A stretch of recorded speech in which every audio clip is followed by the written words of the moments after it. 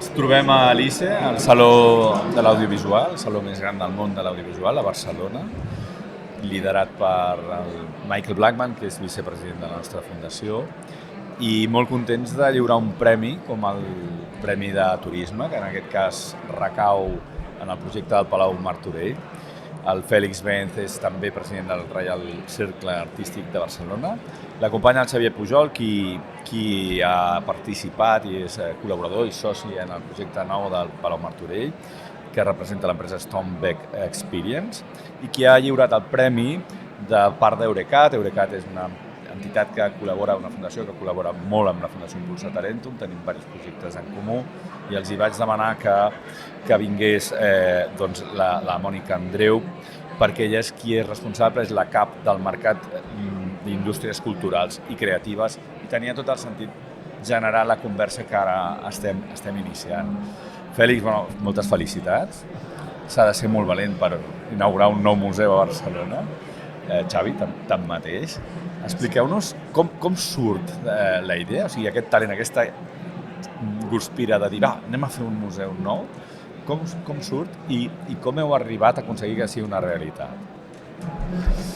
Bé, doncs això sorgeix amb un procés que ha anat madurant. No és algo que se'ns acudeixi un dia i l'endemà l'estem tirant endavant, sinó al contrari. Va ser un procés de veure les mancances, per exemple, que creiem que Barcelona havia perdut a nivell cultural, a nivell de posicionament en les grans mostres internacionals d'art. Nosaltres molts cops segur que heu tingut que anar i viatjar a Madrid o a Amsterdam o a París per veure alguns artistes que doncs, malauradament no arribaven a la nostra ciutat, no? I jo des de la meva posició com a president d'una entitat cultural de la ciutat, com el Reial Cercle Artístic, que s'ha anomenat, doncs, ostres, veia que quina llàstima, no? Que Barcelona hagués perdut una miqueta aquest tren, no? I vam començar amb la idea de dir, per què no intentem recuperar des de l'entitat a provar de fer alguna mostra d'algun gran mestre, i així va ser. I vam començar amb una aventura, que era una exposició que era complexa, perquè el cercle, doncs, a nivell de metres quadrats faltaven espais expositius, però vam fer una aliança amb la Catedral de Barcelona, amb el Museu Diocesà i amb nosaltres per portar un artista que era el Durer. Sí, recordo. I aquí, doncs, aquesta mostra, va costar molt a nivell de feina, de la recerca de les col·leccions, no? I aquí vaig conèixer una persona que és un altre dels socis que no ha pogut acompanyar-nos avui, que és el Jesús Rodríguez, no? Qui em va facilitar algunes d'aquestes col·leccions per completar una mostra que va ser molt interessant, sobretot amb unes 3 seus diferents, no?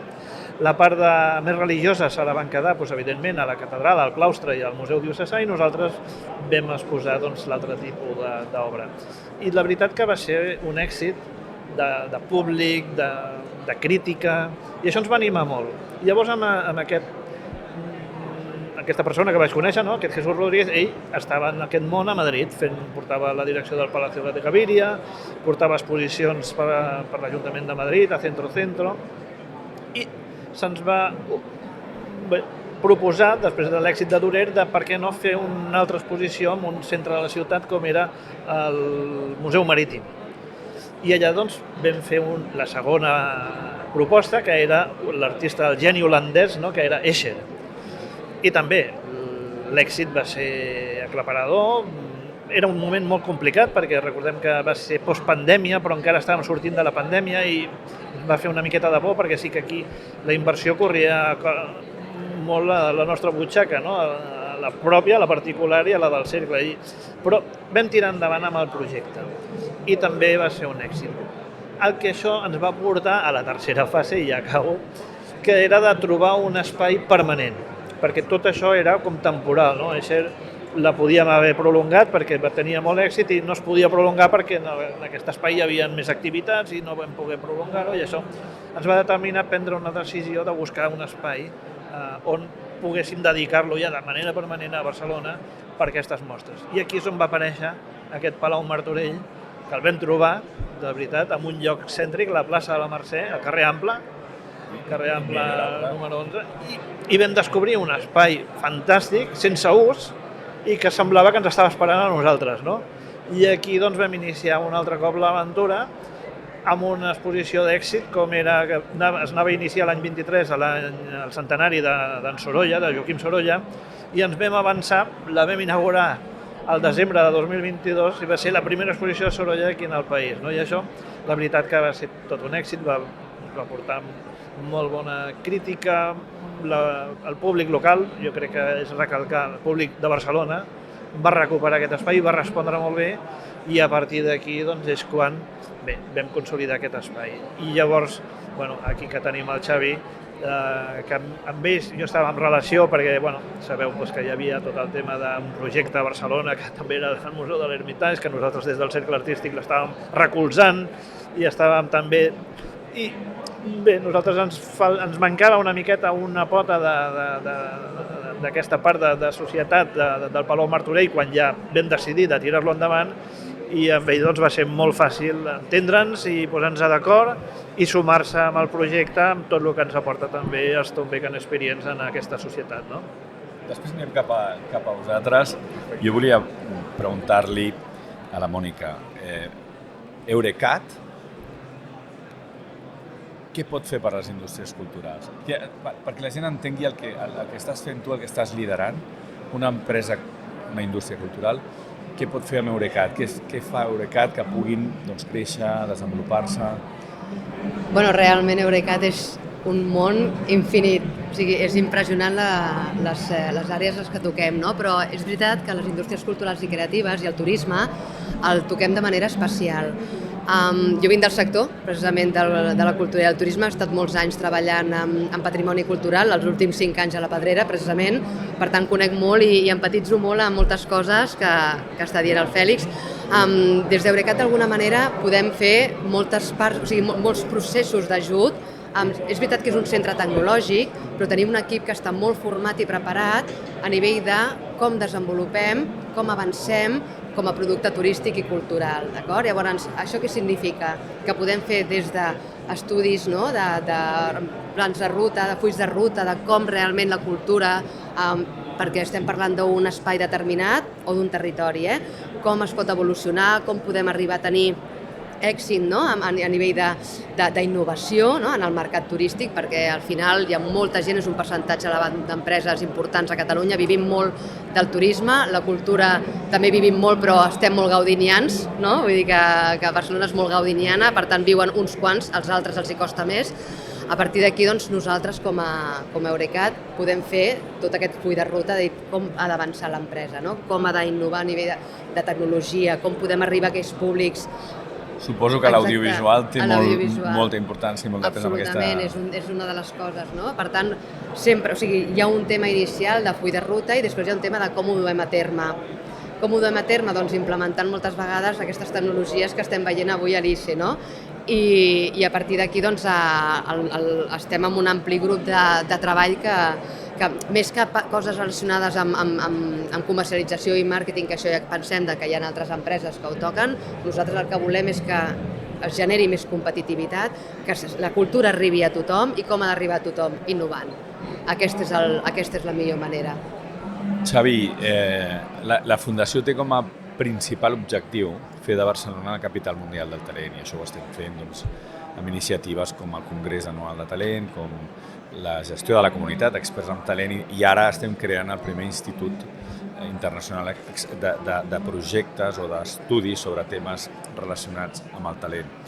Que algú com l'Ermitage o projectes que venen d'altres països vinguin cap aquí és bon senyal, vol dir que tenim capacitat de traure talent, que algú estigui a més en predisposició de fer-ho jugant-se recursos i invertint, encara és millor. Passat el full de l'Ermitage, que no sé si es pot passar del tot o no sé si encara hi ha alguna oportunitat, perquè hi ha hagut algun moviment polític últimament a la ciutat, però com veus aquesta vitalitat? Hi ha projectes bonics, potents, que es puguin explicar, que estiguin venint cap aquí? Jo et diria que és un dels factors principals en què nosaltres estiguem i continuem estant aquí. O sigui, nosaltres som una plataforma que el que volem incentivar és tot el que està relacionat amb l'experiència i crec que moltes coses de les que estem dient ho recullen. Creiem fortament en què Barcelona ha de ser el que antigament era i que possiblement no ha perdut, que té molt de recorregut i hi ha una cosa que és una evidència. Quan tu vas per fora de Barcelona, la majoria d'activitats culturals, educatives, esportives, turístiques, comences a gratar una mica i estan fetes aquí. Però d'aquí vivim, doncs el que hem dit, vivim de gaudir i poques coses més. Jo crec que tenim un talent per poder fer i unes oportunitats perquè tenim un lloc que és emblemàtic i espectacular que li hem de donar aquest valor i crec que oportunitats i projectes com el que ha explicat el Fèlix amb el Jesús, que van emprendre ells per una iniciativa privada arriscant-se i posant en valor unes necessitats que crec que són evidents que té Barcelona, doncs és la suma de totes aquestes coses les que ens ha de fer permetre que projectes que puguin estar analitzant-se en l'entorn acabin pensant i acabin ficant-se a Barcelona i que Barcelona acabi sent una ciutat que la gent pugui pensar vaig a passar el cap de setmana a Barcelona perquè no sé el que hi ha però m'ho passaré bé i no m'ho passaré bé sol i platja sinó m'ho passaré bé perquè hi ha infinitat d'activitats que donaran aquests continguts que els fem nosaltres per tercers a fora i per què no fer-los aquí. Llavors aquest és el quid de la qüestió i per què estem aquí, per què nosaltres seguim apostant per projectes culturals, educatius, esportius que donin valor a el que és, entenem a dia d'avui, la marca Barcelona i que és una que un sol no ho aconseguirà i ens hem de sumar. I quants més projectes d'aquestes tipologies puguin sortir, ens anirà molt millor a tots els que volem participar d'això. És una conversa, o sigui que pots intervenir quan vulguis. Gràcies. Estic totalment d'acord amb ell.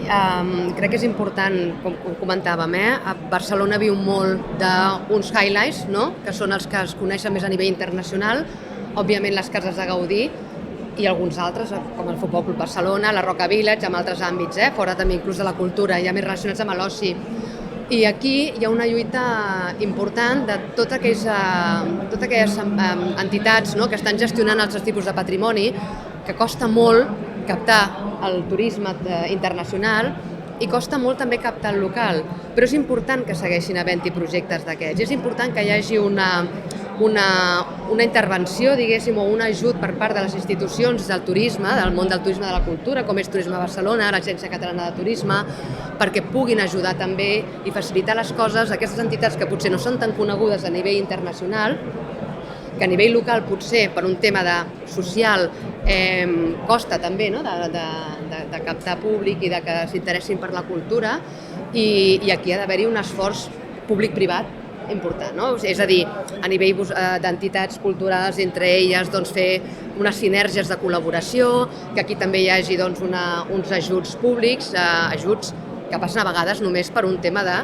promoció, però òbviament no cal que siguin econòmics. Difusió, reconeixement... Efectivament, és un tema exacte, no? Vull dir que no només venguin el que és vendible perquè saben que coneixen a nivell internacional, no.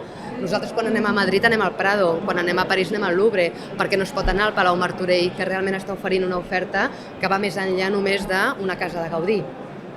No? I que és un museu, que tenen exhibicions i tal, i aquí està el quid de la qüestió, no? Per què no fem un esforç en que aquest tipus d'institucions puguin posicionar-se d'una manera que a la ciutat sigui un referent. De fet, nosaltres, quan donem el premi, modestament el que aconseguim és donar un reconeixement, després editem aquesta peça, aquesta tertúlia, es pugui fer córrer les xarxes, i editem un publireportatge posant en valor el projecte.